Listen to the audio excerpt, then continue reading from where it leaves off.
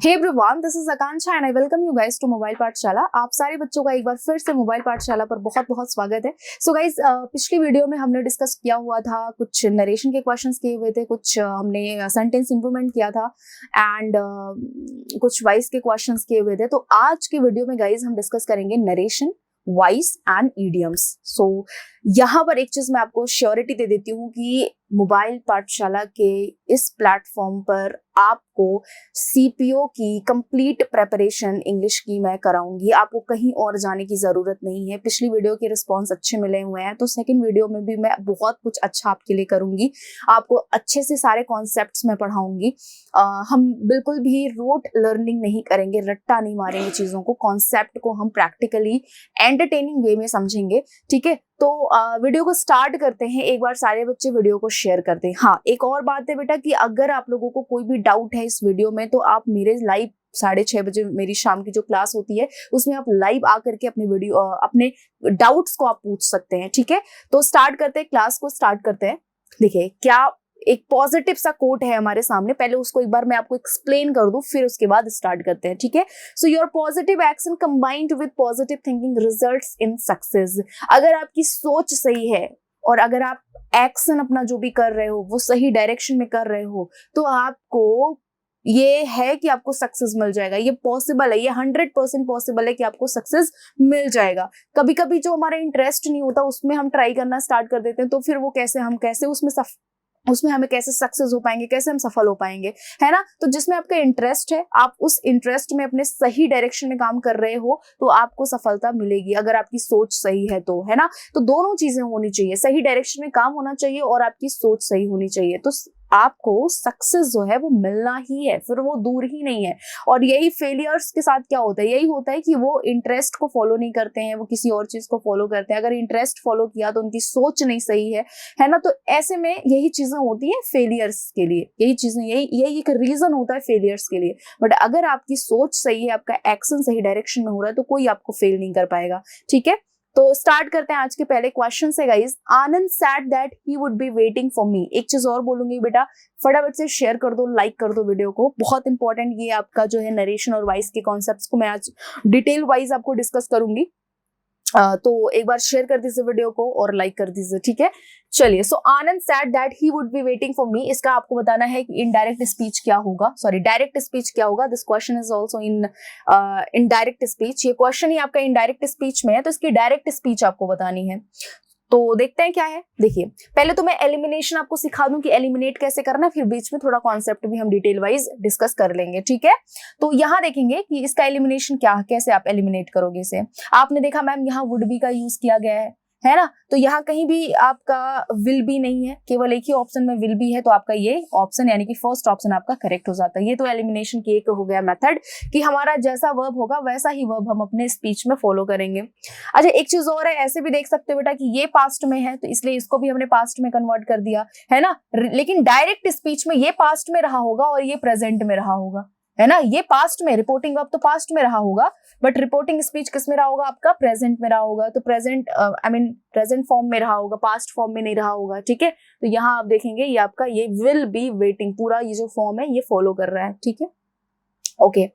अब एक चीज और मैं आपको बताऊंगी, थोड़ा सा यहाँ आगे भी बहुत सारे क्वेश्चन जब नरेशन के कर ही रहे हैं, तो क्यों ना फर्स्ट क्वेश्चन में थोड़ा बहुत कॉन्सेप्ट हम डिस्कस कर ले, ताकि आगे के क्वेश्चंस भी एलिमिनेट हम जल्दी कर पाए। ठीक है ना। एक चीज याद रखना है, देखिए मैं थोड़ा सा इसको इरेज करके फिर आपको समझाऊंगी। एक चीज याद रखना है आपको कि ये देखिए, ये आपका रिपोर्टिंग क्या है, वर्ब है। ठीक है, और ये क्या है, ये रिपोर्टिंग स्पीच है। ये कॉमा के अंदर जो होता है ये रिपोर्टिंग स्पीच है, और कॉमा के बाहर क्या होता है, रिपोर्टिंग वर्ब होता है।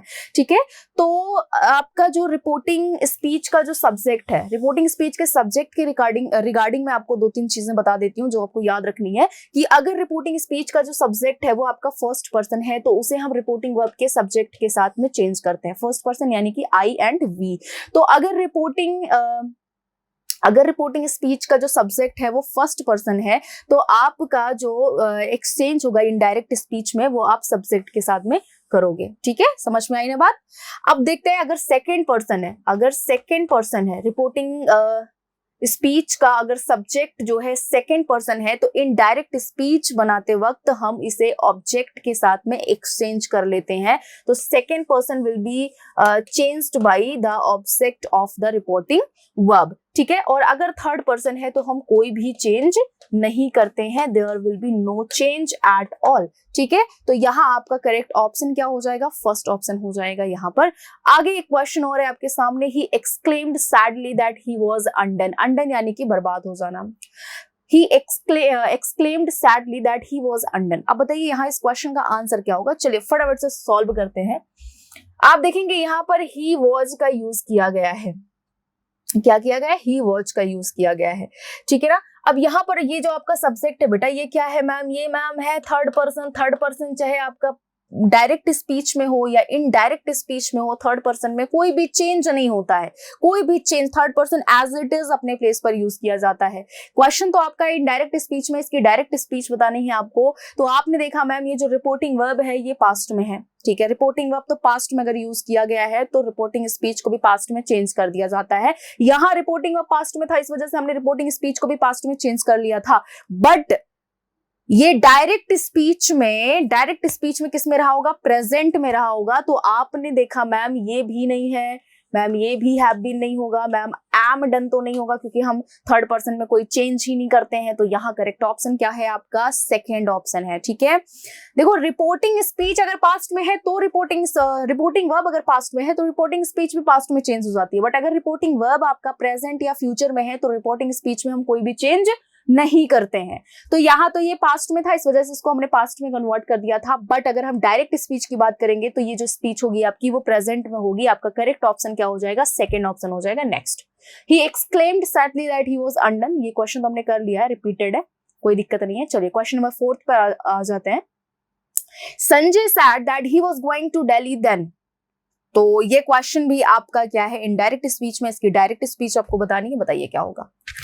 अब देखिए अगर ये थर्ड पर्सन है, तो थर्ड पर्सन में हम कोई चेंज नहीं करेंगे, मतलब आई भी नहीं होगा, ये भी नहीं होगा, ये भी नहीं होगा। आपका करेक्ट ऑप्शन क्या हो जाएगा, फोर्थ ऑप्शन हो जाएगा। और एक चीज बच्चा आपको बता दूं कि देखो अगर डायरेक्ट स्पीच में नाउ है तो इनडायरेक्ट स्पीच में नाउ को हम देन में चेंज कर देते हैं। टुमारो को किस में चेंज कर देते हैं, टुमारो को हम चेंज कर देते हैं नेक्स्ट डे में, द नेक्स्ट डे में चेंज कर देते हैं, है ना, नेक्स्ट डे में, है ना। तो एस्टरडे को किस में चेंज कर देते हैं, yesterday will be changed into the previous day, the previous day. थोड़ा सा ये पेन नहीं चल रहा है तो आप लोग समझ लीजिएगा, मैं इसीलिए बोल भी रही हूँ। द प्रीवियस डे में चेंज कर देते हैं, ठीक है ना। दिस को दोज में चेंज कर देते हैं, दिस को दैट में चेंज कर देते हैं। तो ऐसे चेंजिंग्स होती हैं। तो बेटा यहाँ देखो नाउ का क्या हो जाता है, देन हो जाता है, ठीक है ना। और यहाँ देखेंगे थर्ड पर्सन है, थर्ड पर्सन में कोई चेंज नहीं होता। थर्ड पर्सन अगर डायरेक्ट स्पीच में है तो भी कोई चेंज नहीं होगा, इनडायरेक्ट स्पीच में है तो भी कोई चेंज नहीं होगा। तो ऐसे में आपको ऑप्शन जो है एलिमिनेट करने में ज्यादा इजिली आप अच्छे से कर पाओगे, आसानी होगी एलिमिनेट करने में। तो ये आपके 3 ऑप्शन यहाँ से कट जाते हैं, एक ही ऑप्शन आपका करेक्ट है, वह है फोर्थ ऑप्शन, ठीक है। Next, Where do you live? said the stranger। तो यहाँ आपका करेक्ट ऑप्शन क्या होगा।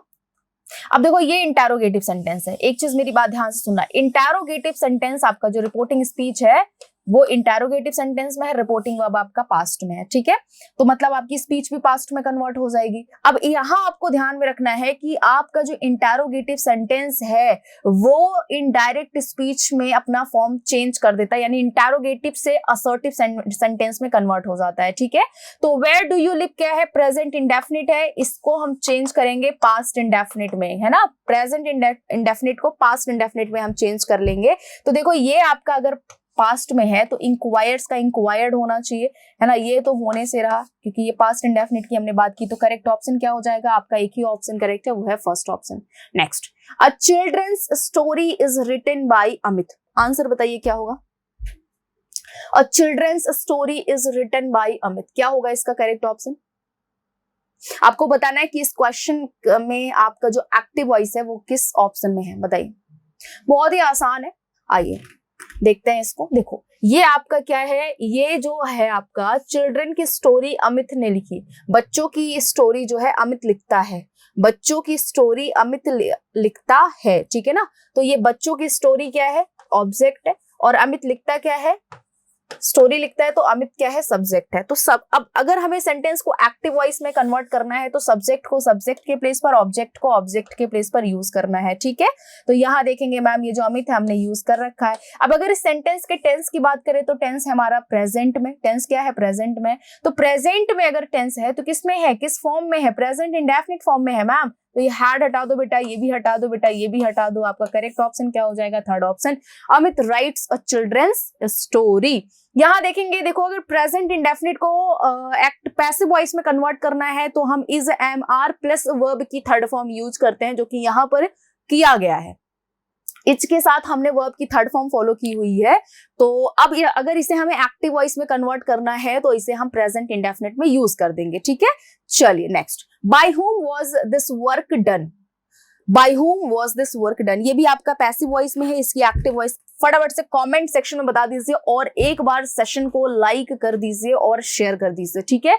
सो by whom was this work done. अब आप देखेंगे इस क्वेश्चन का, अगर मैं पूछूं आपसे कि मैम एक्टिव वॉइस क्या होगा तो आपका आंसर क्या होना चाहिए। चलिए अब देखो, ये जो है आपने यहाँ पर वर्ब यूज कर रखा है वॉच।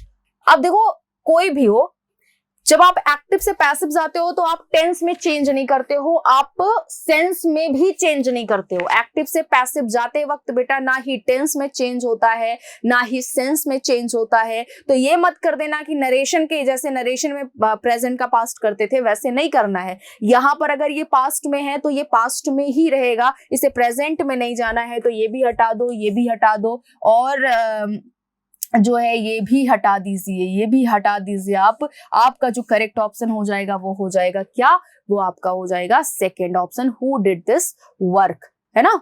चलिए नेक्स्ट आते हैं, a gift was given to me by my friend. A gift was given to me by my friend, ये सेंटेंस आपका क्या है, पैसिव है। कैसे पता चला मैम, ये जो गिफ्ट है ना यही तो ऑब्जेक्ट है, और ऑब्जेक्ट अगर सब्जेक्ट के प्लेस पर है तो बेटा क्या है, सेंटेंस पैसिव है, ठीक है ना। अगर सब्जेक्ट ऑब्जेक्ट के प्लेस पर है तो बेटा सेंटेंस क्या है, पैसिव है। तो यहाँ पर आपने देखा कि आपका ये सेंटेंस जो था, this sentence is in passive voice, तो इसकी एक्टिव वॉइस क्या होगी बताइए, इसकी एक्टिव वॉइस क्या होगी। तो चलिए अभी इसको एक्टिव वॉइस में कन्वर्ट करने के लिए माय फ्रेंड जो हमारा सब्जेक्ट है उसे हम सब्जेक्ट के प्लेस पर यूज करते हैं और गिफ्ट को ऑब्जेक्ट के प्लेस पर यूज कर सकते हैं। और यहाँ देखेंगे कि वॉज गिवन का यूज किया गया। ये वॉज क्या है मैम, सेकेंड पर्सन है, सेकेंड वर्ब है, सेकेंड फॉर्म का वर्ब है, बी की सेकेंड फॉर्म है। एंड गिवन क्या है हमारा, वर्ब की थर्ड फॉर्म है। वर्ब की कौन सी फॉर्म है, थर्ड फॉर्म है। तो एक चीज ध्यान में रखेंगे आप लोग कि पास्ट इंडेफिनिट की जब हम पैसिव वॉइस बनाते हैं तो वॉज वर्ब प्लस वर्ब की थर्ड फॉर्म लगाते हैं। इसका मतलब पैसिव वॉइस, इसका एक्टिव वॉइस किस में रहा होगा, इसका एक्टिव वॉइस रहा होगा पास्ट इंडेफिनिट में। तो आपने देखा कि ये भी पास्ट इंडेफिनिट में नहीं है मैम, ये भी नहीं है, ये भी नहीं है। करेक्ट ऑप्शन क्या हो जाएगा, थर्ड ऑप्शन हो जाएगा, my friend gave me a gift. भाई ये पास्ट इंडेफिनिट टेंस का अगर आपको पैसिव वॉइस में चेंज करना है तो आप क्या यूज करते हैं, वॉज वर्ब प्लस वर्ब की थर्ड फॉर्म, ठीक है ना। और प्रेजेंट इंडेफिनिट का अगर पैसिव वॉइस में चेंज करना है तो is, am, are plus verb की थर्ड फॉर्म, ठीक है। Next, our house was built by my father. Our house was built by my father, हमारा घर जो है मेरे पिता के द्वारा बनाया गया। आपने देखा फिर से मैम यहाँ वॉज और वर्ब की थर्ड फॉर्म फॉलो की गई है और सेंटेंस में जो हमारा ऑब्जेक्ट है वो सब्जेक्ट के प्लेस पर है। तो मैम सेंटेंस क्या है आपका, पैसिव है। तो बेटा पैसिव से एक्टिव जाने के लिए माय फादर यानी जो सब्जेक्ट है उसे सब्जेक्ट के प्लेस पर यूज कर दो, जो ऑब्जेक्ट है उसे ऑब्जेक्ट के प्लेस पर यूज कर दो। और सेंटेंस में आपने वॉज वर्ब प्लस वर्ब की थर्ड फॉर्म फॉलो की हुई है, तो मतलब सेंटेंस आपका किस में रहा होगा, पास्ट इंडेफिनिट में रहा होगा। तो बेटा ये भी प्रेजेंट में है, ये भी प्रेजेंट में है, ये future present past perfect follow कर रहा है। तो करेक्ट ऑप्शन क्या हो जाएगा आपका यहाँ पर, fourth option, my father built our house. Next, our house was built by my father. Same question repeated है, our house was built my father, ये भी क्वेश्चन सेम है। This the boy is climbing the cliff, बताइए इसका क्या होगा passive voice, फटाफट से बता दीजिए। अगर हम देखें ध्यान से इस क्वेश्चन को तो क्वेश्चन जो है ये आपका प्रेजेंट कॉन्टिन्यूअस में है, सेंटेंस एक्टिव है, तो इसका पैसिव वॉइस क्या होगा। कमेंट सेक्शन में फटाफट से सारे बच्चे जो सीपीओएसआई की प्रेपरेशन कर रहे हैं मुझे बता दीजिए। और आपकी सुविधा के लिए मैं बता दूं बेटा कि जो सीपीओएसआई का 2018 का मेंस का पेपर था वही मैं आपको पेपर आज सॉल्व करा रही हूँ। 2018 सीपीओ मेंस का ही पेपर इंग्लिश का मैं आपको सॉल्व करा रही हूँ। पेपर बहुत ईजी आता है, बस आप लोग चैनल चैनल पर बने रहिए और मैं आपको हर पेपर सॉल्व कराने के बाद हर कॉन्सेप्ट आपको मैं पढ़ाऊंगी अपने 6:30 बजे के लाइव के सेशन में। और जुड़िएगा आप लोग और अपने डाउट्स भी मुझे बताइए, ठीक है, डाउट्स भी बताते रहिएगा। चलिए क्वेश्चन नंबर 12 का आंसर क्या होगा? The boy is climbing the Cliff. भाई यहां देखेंगे सेंटेंस प्रेजेंट कॉन्टिन्यूअस में है। सेंटेंस अगर प्रेजेंट कॉन्टिन्यूअस में है तो इसकी पैसिव वॉइस हम is, am, are plus being plus verb की थर्ड फॉर्म लगा करके बनाते हैं। ये भी नहीं है, ये भी नहीं है, ये भी नहीं है। करेक्ट ऑप्शन क्या हो जाएगा? थर्ड ऑप्शन हो जाएगा। एक चीज याद रखेंगे, प्रेजेंट कॉन्टिन्यूअस की passive voice is, am, are plus verb की third form is, am, are plus being plus verb की थर्ड फॉर्म लगा करके बनती है। सेम पास्ट कॉन्टिन्यूअस की बनती है। Was, were plus being plus verb की थर्ड फॉर्म हम यूज करते हैं पास्ट कॉन्टिन्यूअस की पैसिव वॉइस के लिए, ठीक है। तो यहां पर थर्ड ऑप्शन आपका करेक्ट हो जाता है। Next, the boy is climbing the cliff, same question है। My elder brother is playing cricket, ये भी आपका प्रेजेंट कॉन्टिन्यूअस में है, कुछ नहीं करना है, बस बीइंग ढूंढो कहां है। प्रेजेंट कॉन्टिन्यूअस बीइंग मैम आपका ये सेकंड ऑप्शन यहां करेक्ट हो जाता है। Cricket is being played by my Elder brother, ठीक है ना। सो यहां देखेंगे मैम ये ऑब्जेक्ट है और ये आपका ऑब्जेक्ट है, ये आपका सब्जेक्ट है। आपको करना क्या है भाई? आपको करना क्या है? अपने ऑब्जेक्ट को सब्जेक्ट के प्लेस पर और सब्जेक्ट को ऑब्जेक्ट के प्लेस पर। सेंटेंस का टेंस देखो, सेंटेंस का टेंस प्रेजेंट कॉन्टिन्यूअस में। इसकी पैसिव वॉइस कैसे बनाते हैं अभी मैम बताया कि प्रेजेंट कॉन्टिन्यूअस की passive voice is, am, are, subject object का रिप्लेसमेंट करके is, am, are plus being plus verb की थर्ड फॉर्म लगा करके हम बनाते हैं। Next, the gardener was watering the plants. भाई बहुत इजी है, was watering the plants। अब देखो ये पास्ट कॉन्टिन्यूअस है, फिर से ढूंढो कि बीइंग कहाँ है ना। तो बेटा यहाँ आर बीइंग है, यहाँ वाटर्ड है, यहाँ वर बीइंग है, होने से रहा, ठीक है ना। वन सेकेंड, हाँ बिल्कुल, वन सेकेंड भैया, हाँ यस। सो यहाँ इज बीइंग है मैम, जब क्वेश्चन ही पास्ट में है, जब क्वेश्चन पास्ट में है तो इज का यूज नहीं करेंगे, आर का यूज नहीं करेंगे, वाटर्ड का यूज नहीं करेंगे। क्वेश्चन पास्ट कॉन्टिन्यूअस में है तो सेंटेंस का एक ही ऑप्शन करेक्ट हो जाएगा आपका, वर बीइंग प्लस वर्ब की थर्ड फॉर्म। देन आपने देखा कि ये जो गार्डनर है काम तो यही कर रहा है ना, तो सब्जेक्ट को ऑब्जेक्ट के प्लेस पर यूज कर दिया, ऑब्जेक्ट को सब्जेक्ट के प्लेस पर यूज कर दिया। Next, high on the hog, ये आपका ईडियम है। What does it mean? To go to bed और go to sleep, to study for a test, to live in a luxurious और costly way, to have something secured.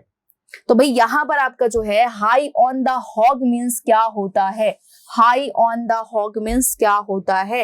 High on the hog means होता है to live in a luxurious और a costly वे, यानी बहुत ज्यादा luxurious वे में अपने जीवन को व्यतीत करने को बोलते हैं हम हाई ऑन द हॉग।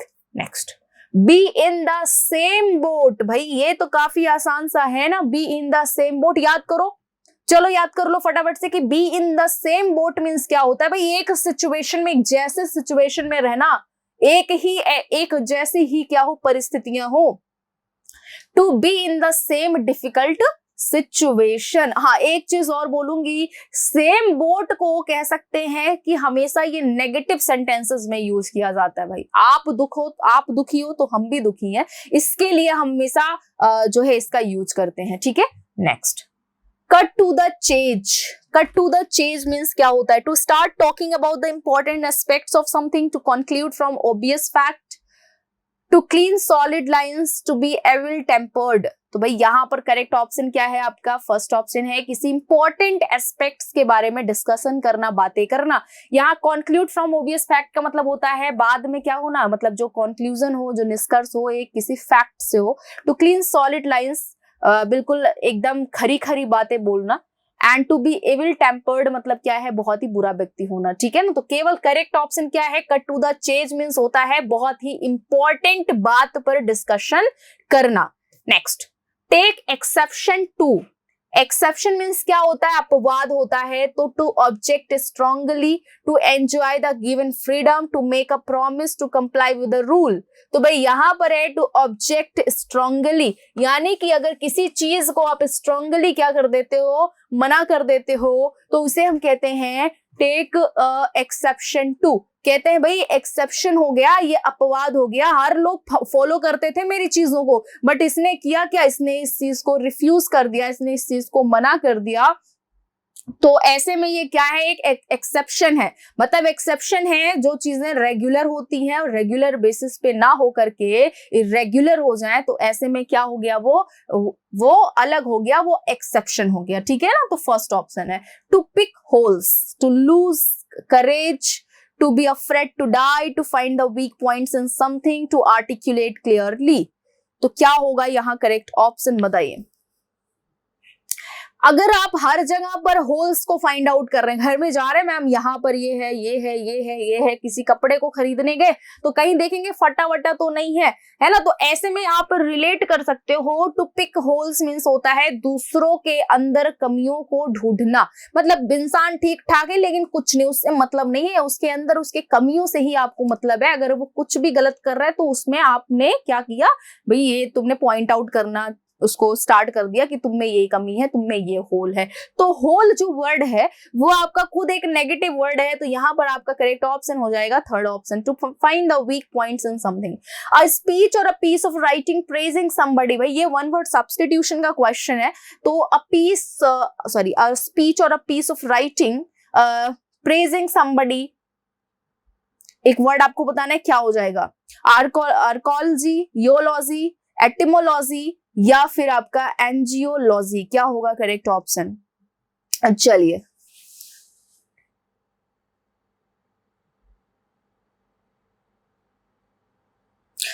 बेटा, यहाँ करेक्ट ऑप्शन आपका हो जाएगा योलॉजी। योलॉजी जो आपका ये यो वर्ड है, ये आपका रिलेटेड है प्रेज से, यानी कि तारीफ से। ये आपका एक रूट वर्ड है, याद रखिएगा। और ये जो लॉजी वर्ड है ना, ये भी आपका क्या है, रूट वर्ड है। इट मींस क्या होता है, स्टडी या फिर नॉलेज। तो यहाँ हमने बात की कि किसी को जो है प्रेज करना, किसी को एक ऐसी राइटिंग जो किसी के तारीफ में लिखी गई हो, तो उसे हम कहेंगे योलॉजी। एंजियोलॉजी होता है, this is the branch of biology which deals with blood vessels. Blood vessels के बारे में जो जानकारी हमें जिस ब्रांच से मिलती है, that is known as angiology. Etymology, etymology is the study of origin of words. मतलब हम शब्द कहाँ से, ये शब्द कहाँ से आया, लैटिन का है या ग्रीक वर्ड है, कहाँ से ये वर्ड लिया गया है, इसके बारे में जो अध्ययन होता है, इसके बारे में जो स्टडी होती है, that is known as etymology. योलॉजी आपने पढ़ लिया। योलॉजी क्या है, किसी के तारीफ में कुछ लिखे गए शब्द। ठीक है ना। आर्कोलॉजी के बारे में आप मुझे कमेंट सेक्शन में बताइएगा कि क्या इसका आंसर होगा। नेक्स्ट, अ पर्सन और animal that eats all kinds of food, एक ऐसा इंसान या कोई एक ऐसा एनिमल जो सभी खाने को खाता है या सारी चीजों को खाता है, वो मांस भी खाता है, वो जो है साग सब्जियां भी खाता है, उसे क्या कहते हैं भाई, तो उसे कहते हैं ओमनीओरस। ओमनीओरस, एक चीज देखेंगे, ये जो ओमनी वर्ड है ना, ये हमारा इट मींस, ये रूट वर्ड है, इट मींस ऑल, सब। ठीक है ना। सो ओमनीवोरस यहाँ पर आपका करेक्ट ऑप्शन हो जाएगा। हर्बीवोरस क्या है भाई, जो साग सब्जियां खाए। One who eats vegetables fruits, that is known as herbivorous. Insectivorous क्या है, हु ईट्स इंसेक्ट्स, यानी कि जो कीट पतंगों को खाए उसे हम इंसेक्टिवोरस कहेंगे। And carnivorous, carnivorous one who Yeats human flesh, यानी कि जो मनुष्य के मांस को खाए उसे कहते हैं हम carnivorous. Next, to express your thoughts clearly in words, मतलब अपने शब्दों को या अपने विचारों को एकदम एज इट इज या क्रिस्टल क्लियर पुट करना, उसे कहते हैं क्या इंग्लिश में, आर्टिकुलेट। ठीक है ना। तो फर्स्ट ऑप्शन यहाँ पर आपका करेक्ट हो जाएगा। आर्किव मीन्स क्या होता है, आर्किव मीन्स होता है संग्रहालय, यानी जहां पर चीजों को हम अपने सेव करके रखते हो। ठीक है ना। एम्बिवेलेंट और इक्विवोकल, एम्बिवेलेंट एंड इक्विवोकल, ये आपके जो है सिनोनिम्स है। क्या है बेटा, सिनोनिम्स है। और इनका मतलब होता है डबल मीनिंग होना, मतलब एग्जैक्ट बिल्कुल चीजें ना बोलना, डबल मीनिंग होना। ठीक है ना। Next, to place where ships load and unload goods, यानी कि ऐसा एक जगह जहां पर शिप्स जो है अपने गुड्स को, सामान को क्या करती हैं, लोड अनलोड करती हैं। तो ऐसे प्लेस को क्या बोलते हैं, पोर्ट, टर्मिनल, कोच या हैंगर। तो भाई यहाँ पर पोर्ट आपका करेक्ट ऑप्शन हो जाता है। ठीक है ना। पोर्ट क्या हो जाएगा आपका यहाँ पर करेक्ट ऑप्शन हो जाएगा। टर्मिनल क्या होता है, टर्मिनल जरा कमेंट सेक्शन में सारे बच्चे मुझे बताइए जरा, टर्मिनल मीन्स क्या होता है। सो टर्मिनल मीन्स होता है एंड होना, किसी चीज का एंड होना। कोच, कोच आप जानते हो। एंड हैंगर, हैंगर क्या है भाई, हैंगर है कि वो चीज जहां पर कोई चीज लटका दी जाए। ठीक है ना, उसे हैंगर कहते हैं। Next, the rule by nobles, उच्च लोगों के द्वारा किए गए शासन को क्या कहा जाएगा? चलिए बताइए जरा। ऑटोक्रेसी, रिपब्लिक, एरिस्टोक्रेसी या मोनार्की? तो उच्च लोगों के द्वारा जो शासन किया जाता है यानी the rule by nobles is known as aristocracy. Aristocracy आपका यहाँ सेकेंड ऑप्शन करेक्ट हो जाएगा। भाई ये जो क्रेसी वर्ड है, ये जो क्रेसी वर्ड है, इट मीन्स होता है रूल करना यानी कि शासन करना। तो यहाँ एरिस्टोक्रेसी आपका करेक्ट ऑप्शन हो जाता है। Rule by king, monarchy, rule by public is Republic and autocracy क्या होता है? रूल बाय वन सेल्फ, मतलब खुद से रूल करना, अकेला कोई एक शासन कर रहा है उसे कहते हैं ऑटोक्रेसी। ठीक है ना? तो यहाँ पर भाई आपका जो करेक्ट ऑप्शन है वो है सेकंड ऑप्शन। सो कुछ क्वेश्चंस तो रिपीटेड थे, टोटल 25 तो नहीं हुए हैं, बट मैंने अपनी पूरी कोशिश की कि जो भी क्वेश्चंस मैं आपको समझाऊं वो एलिमिनेशन मेथड के साथ और कॉन्सेप्ट को भी क्लियर कर दूं। तो मैंने किया। अगर आपको कोई भी डाउट है तो मुझे कॉमेंट सेक्शन में आप मुझे बताएंगे, और मेरे शाम की क्लास में आप जरूर जुड़ेंगे। शाम की क्लास की जो टाइमिंग है वो 6:30 बजे है, तो आना बिल्कुल मत भूलिएगा। इस वीडियो को शेयर करिए, अपने डाउट्स भी अपने कमेंट सेक्शन में बता सकते हैं मुझे। मिलते हैं 6:30 बजे। Thank you so much, bye, take care guys.